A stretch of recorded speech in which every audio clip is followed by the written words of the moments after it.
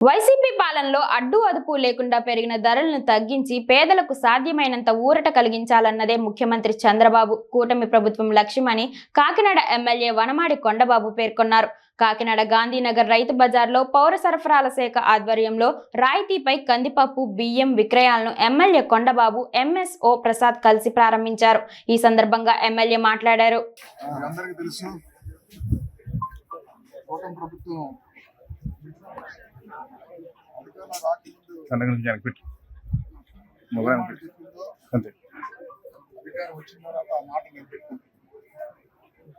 ఇప్పటికే అంచెలంచెలుగా హామీలన్నీ నెరవేర్చుకుంటూ వస్తుంది. మొన్ననే చెప్పిన ప్రకారంగా పెన్షన్ 4,000 రూపాయలు ఇవ్వడం జరిగింది, ప్రారంభించుకున్నాం.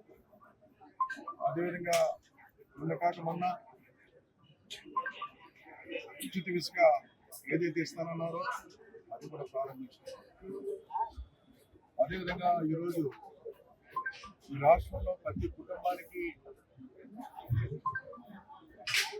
ఏదైతే భారంగా మిగిలిందో నిత్యావసర వస్తువులు దానిపైన కూడా కందిపప్పు కానీ బియ్యం కానీ ఇవన్నీ కూడా గత ప్రభుత్వంలో భారమైంది, దాన్ని కూడా తగ్గిస్తానని చెప్పాలి. ఆ విధంగానే చూసుకుంటే ఈ రోజున కందిపప్పు 180 రూపాయలు ఉండి కందిపప్పు ఈరోజు 160 రూపాయలకి ఇవ్వడం జరిగింది. ఇప్పుడు ప్రారంభించాం, రాష్ట్ర వ్యాప్తంగా ప్రారంభించాం. అదే గత ప్రభుత్వంలో సన్న బియ్యం ఇస్తానని చెప్పారు, కానీ సన్న బియ్యం ఇవ్వలేదు, ప్రజల్ని మోసం చేశారు. అలాంటి సన్న బియ్యం ఈరోజు మార్కెట్లో విలువ 55 రూపాయల 85 పైసలు అంటే దగ్గర 56 రూపాయలు ఉంటే 49 రూపాయలకి ఇస్తున్నాం. ఈరోజు ఇప్పుడే ప్రారంభించాం, 2 రూపాయలు కలిసి వస్తుంది.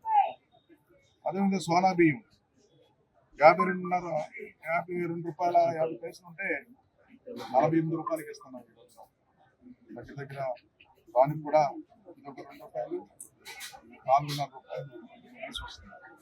విధంగా ప్రజలకి భారం తగ్గించాం. గత ప్రభుత్వంలో చూసుకుంటే సగటు మనిషికి 15,000 రూపాయల ఆదాయం ఉంటే, ఇప్పుడు మా ప్రభుత్వం ఉన్నప్పుడు 15,000 రూపాయల ఆదాయం ఉంటే ఆ రోజున 11,000 రూపాయలు ఖర్చు అవుతే అప్పుడున్న రేట్ల ప్రకారం 4,000 మిగిలిదండి మా ప్రభుత్వం ఉన్నప్పుడు. ఆ రోజు శాశ్వతం. వైసీపీ ప్రభుత్వం వచ్చిన తర్వాత 15,000 ఆదాయం ఉంటే 20,000 ఖర్చు అయింది. అంటే ప్రతి కుటుంబానికి 9,000 రూపాయల భారం అయింది. ఆ భారం తగ్గించాలన్న ఆలోచనతో అంచులంచులుగా అన్ని కూడా ఈరోజు రైతు బజార్లో పెట్టి ఈరోజు ప్రజలకు అందుబాటులో ఈ ధరలు తీసుకురావడం జరుగుతున్న సందర్భంగా ఒక విషయాన్ని గుర్తు చేయాలండి. రాష్ట్ర ప్రజలందరూ కూడా కాకినాడ రైతు బజార్ పెట్టింది తెలుగుదేశం పార్టీ, తెలుగుదేశం ప్రభుత్వం అధికారులు ఉన్నప్పుడే రైతు బజార్ పెట్టాం. అలాంటి రైతు బజార్ని చాలా మంది ప్రజలు రైతు బజార్కి వచ్చి కొనుక్కునే అలవాటు పడ్డారు. రేట్లు తక్కువ ఉండడం, రైతు బజార్లో రైతులు స్వయంగా వచ్చి అమ్ముకోవడం. ఆ రైతులు బాగున్నారండి, అదేవిధంగా కొనుక్కొని ఎవరైతే కూతురు ఉన్నారో వాళ్ళు కూడా సంతోషించారు రైతు బజార్ పెట్టి.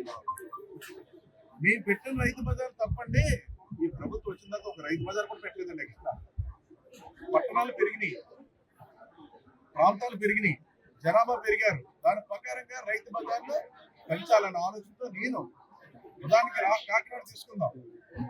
మనకున్నట్టు రైతు బజార్, గాంధీనగర్ రైతు బజారు, ఆర్టీసీ కాంప్లెక్స్ రైతు బజార్, జగన్నాథపురం నుంచి ఈ రైతు బజార్కి వస్తారని చెప్పి జగన్నాథపురం రైతు బజార్ జగన్నాథపురం ఏర్పాటు చేస్తే అది అట్ల పేరండి 5 సంవత్సరాలు. అంటే ఫ్లోటింగ్ తగ్గాలని అంత దూరం నుంచి రాలేకపోతున్నారని చెప్పి జగన్నాథపురాన్ని ఒక రైతు బజార్ ఏర్పాటు చేస్తే అది కూడా కట్టిన పేరు. అలాగా రాష్ట్ర వ్యాప్తంగా కూడా ఒక ప్రణాళిక సిద్ధం చేస్తాం, ప్రజలకి అందుబాటులో రైతు బజార్ పెట్టాలి. ఆ రోజు తెలుగుదేశం ప్రభుత్వ అధికారులు ఉన్నప్పుడు పెట్టిన రైతు బజార్లు తప్ప కొత్తగా ఒక్క రైతు బజార్ ఏర్పాటు చేయలేకపోయారు గత ప్రభుత్వం వైసీపీ సందర్భంగా తెలియజేసుకుంటున్నారు.